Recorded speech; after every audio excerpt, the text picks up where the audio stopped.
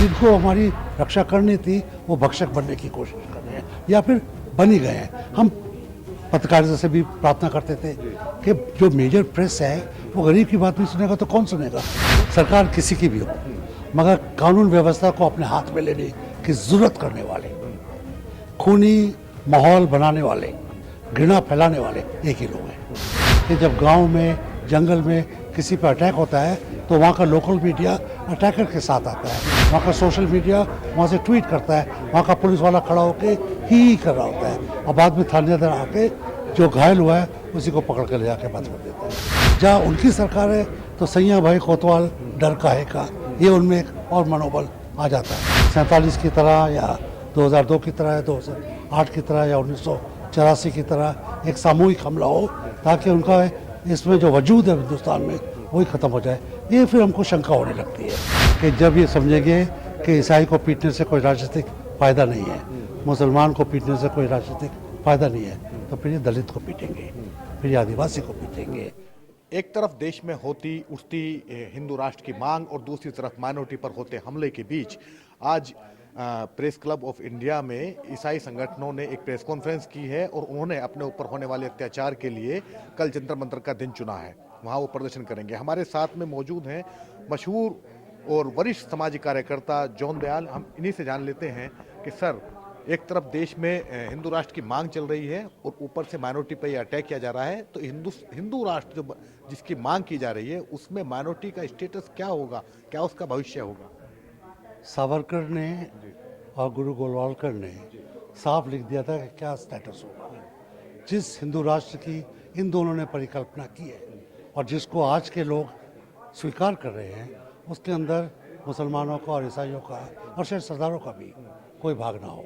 हम द्वितीय श्रेणी के नागरिक रहें, हमारा वोटिंग अधिकार ना हो और हम ये मान के चले कि देश में हम लोग कुछ आगे बढ़ने की क्षमता नहीं रख सकते। हम फौज में नहीं जा सकते, हम बिजनेस नहीं कर सकते, हायर एजुकेशन में नहीं जा सकते, पार्लियामेंट में हमारा कोई संवैधानिक होगा नहीं, बल्कि हाजिरी भी नहीं होगी क्योंकि हमारे पास वोटिंग राइट भी नहीं होगा।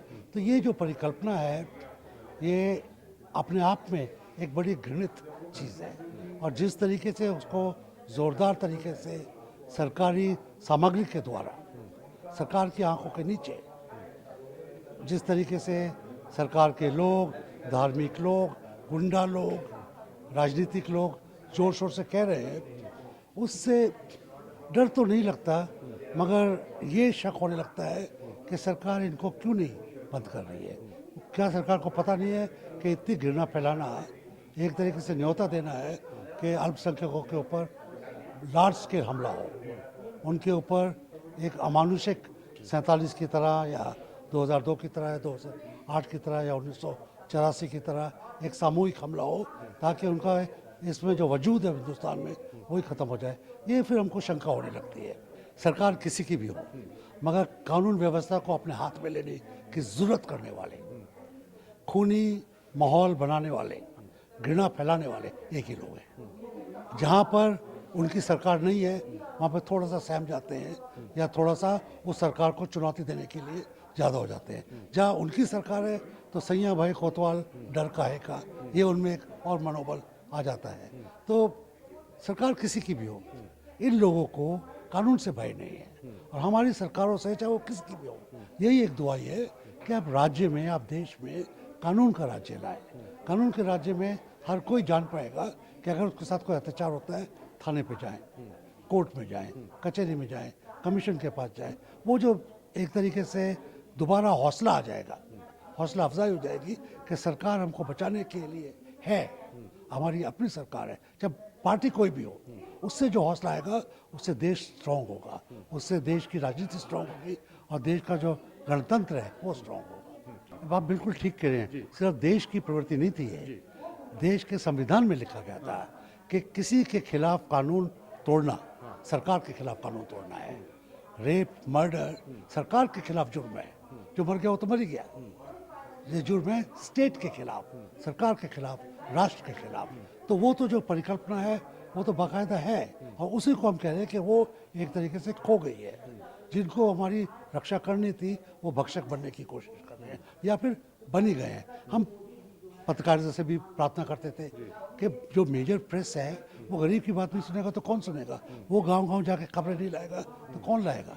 मगर आज हो ये रहा है कि जब गांव में, जंगल में किसी पर अटैक होता है तो वहाँ का लोकल मीडिया अटैकर के साथ आता है, वहाँ का सोशल मीडिया वहाँ से ट्वीट करता है, वहाँ का पुलिस वाला खड़ा होके ही कर रहा होता है और बाद में थानेदार आके जो घायल हुआ है उसी को पकड़ कर ले जाके बंद कर देते हैं। इसको बंद करना है। ये तो हर प्रांत में हो रहा है, सरदारों के साथ भी हो रहा है, ऐसी बात नहीं है। इसको मैं जैसे कह रहा हूँ कि ये सिर्फ ऐसा नहीं है कि ईसाई पिट रहा है, हमसे कई ज़्यादा, 20 से ज़्यादा मुसलमान पिट रहा है। और ये जो पीट रहे हैं ये एक ही लोग हैं, तो जब तक इनको नहीं रोका जाएगा कोई ना कोई पिटता रहेगा। और ये यकीन मानिए कि जब ये समझेंगे कि ईसाई को पीटने से कोई राजनीतिक फ़ायदा नहीं है, मुसलमान को पीटने से कोई राजनीतिक फ़ायदा नहीं है, तो फिर ये दलित को पीटेंगे, फिर ये आदिवासी को पीटेंगे, फिर ये और जो कास्ट है बारी बारी से उनको पीटेंगे, क्योंकि कहीं से तो इनको राजनीतिक पैसा लाना है। हम तो मर गए, मगर जो जिंदा हैं फिर उन पे आएंगे और यही खतरा देश को है।